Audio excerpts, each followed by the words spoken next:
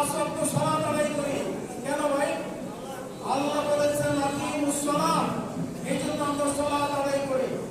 আমরা কষ্টে উপার্জিত সম্পদ ব্যয় করে দিই যাকাত হিসাবে। কেন ভাই?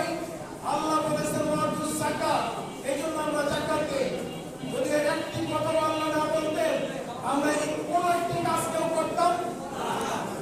আপনারা অনেস্টলি বলে, কেউ রোজা রাখতাম, কেউ সালাত আদায় করতাম, কেউ যাকাত দিতাম?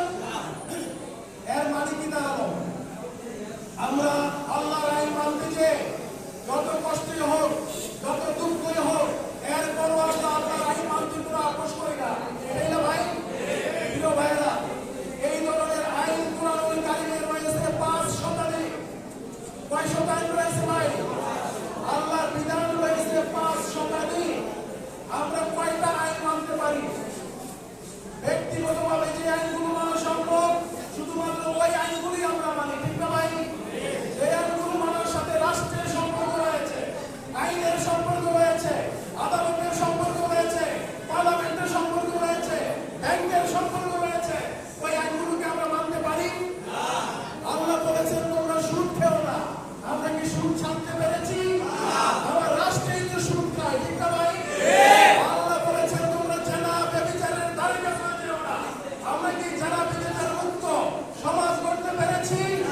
কেন পারি না? আমার রাষ্ট্রেই তো জেনার লাইসেন্স দেয়, ঠিক না ভাই? আমরা কি মাদক থেকে দূরে থাকতে পেরেছি? কিভাবে পারবো? আমার রাষ্ট্রই তো মাদকের লাইসেন্স দেয়। আল্লাহ যেমন এবারে বলেছেন কুতিবা আলাইকুমুস সিয়াম, আমরা রোজা রাখছি একই ওজনে, একই হুকুমে।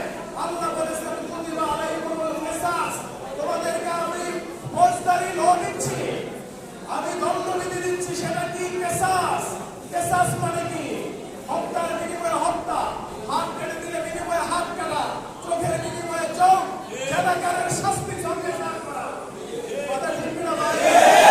এখন বলুন, রোজার মাসে আল্লাহর হুকুম কুতিবা আলাইকুমুস সিয়াম, আমি রোজা রাখছি, এবং সেই আমি স্বজনকে জেনে শুনে বুঝে আল্লাহ বলেছেন যে তোমাদের উপর কিসাসের বিধান ফরজ করেছি।